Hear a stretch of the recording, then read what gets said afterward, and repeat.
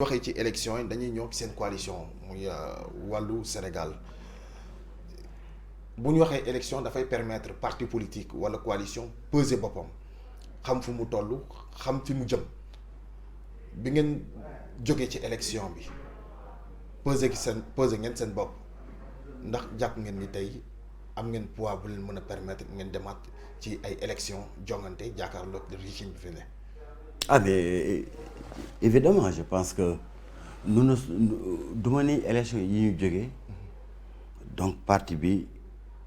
jëlee na ci ndam lu rëy rëy li ñu yaakaar objectivement résultat yi wane na ni Benno Bokk Yaakaar moom moo jiite avec 1,3 million voix environ coalition Yewwi ñoo ca topp 750 000 voix environ. Coalition Wallu moo ci topp 440 000 voix environ. Et ce sont Gëm Sa Bopp moo ci bopp. Gëm Sa Bopp wala bi je pense moo ci topp. wala bunt bi. donc ñoom ñaar sore ñëwuñu. autour de 90 000 100 000 voix. donc voilà les 5 grandes forces politiques yi nga xam ni. jege nañu wala dépassé nañu la barre des 100 000 voix au niveau national mais jàngat bi nga ci mën a def mooy ni boo jëlee opposition li ñu am yëpp ak Benno Bokk Yaakaar li ñu am donc Benno Bokk Yaakaar moins de 42% la am 41,8%. mais su fekkente ni président bi wax na ni ñoo gagné élection. bon xam nga loolu aussi moom mën na continuer nelaw. boo amee moins de 42%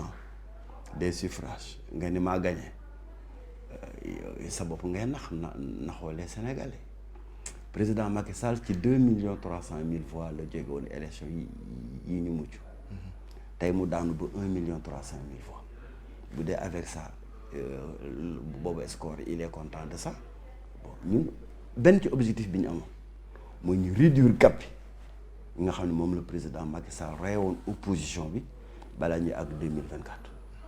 je pense que boobu gap réduire nañ ko tey de 1 million de voix alors l'objectif c'est que maintenant bu ñuy àgg prochaine élection en juillet 2022 ñu mën a inverser gap bi ba en 2024 président Macky Sall dootul sentir nécessité muy présenter une troisième candidature illégale et illégitime et comme ça Sénégal ñëpp nekk ci jàmm et donc wax fa dëgg yàlla l'objectif pour l'opposition dans son ensemble atteindre nañ ko dépassé nañ ko bu baax a baax sax parce que un gap de voix boo ko réduire de 1 million de voix mooy ni président Macky Sall perte na terrain il a perdu la réalité du pouvoir surtout que boobu gap dañ ko réduire sur les principales villes du pays sauf hold-up bi nga xam ne moom la ñuy tenter au niveau du département au niveau de la ville de Pikine président Macky Sall dafa ñàkk toute la région de Dakar dafa ñàkk Thiès dafa ñàkk Saint-Louis dafa ñàkk Kaolack dafa ñàkk le cœur citoyen le cœur le cœur du pays en termes de ville. Mais maintenant il lui reste évidemment le reste des départements qui sont les moins connectés à Internet, qui sont les moins, qui ont le moins accès à l'information à travers les réseaux sociaux. Donc nga jàpp ni loolu le président lañ jotul ci information wala ni réew mi di doxee peut-être. waaw c'est ça xam nga quand même nous sommes dans un monde où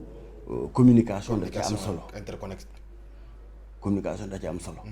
booy analyser. donc les villes les plus yi nga xam ñoo gën a ubbeeku ci wàllu réseaux sociaux yi ci wàllu internet bi yooyu yëpp le président Macky Sall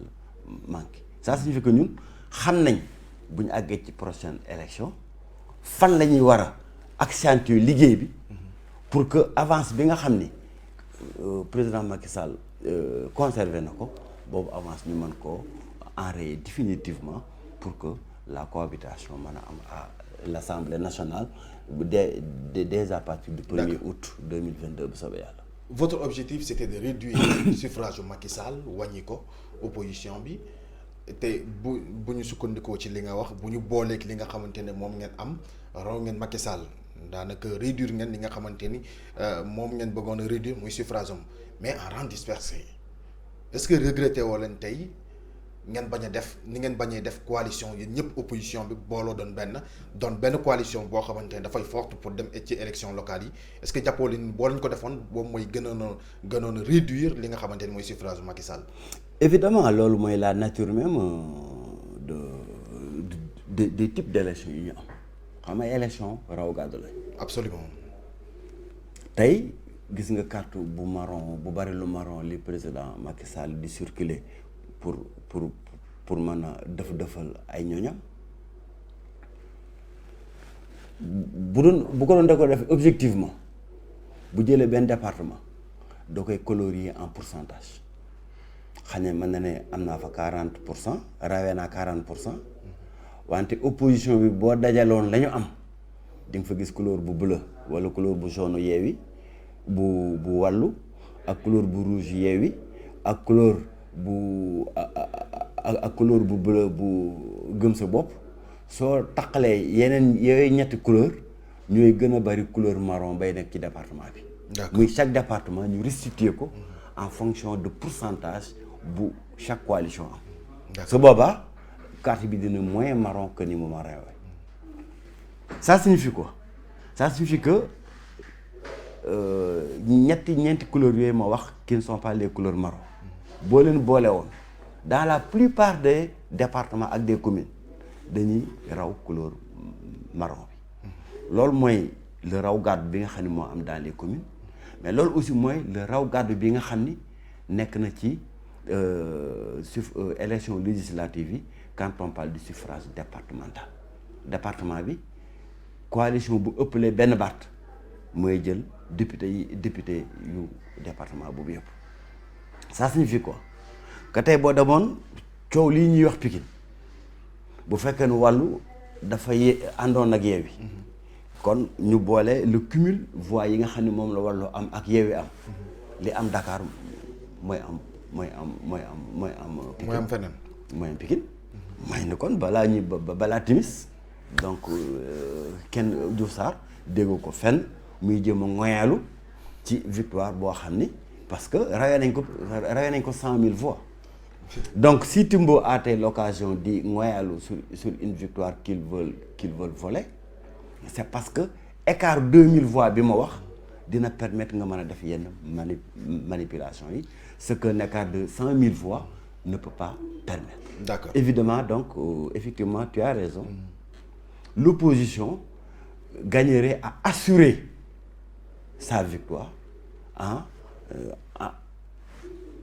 en travaillant à se réunir donc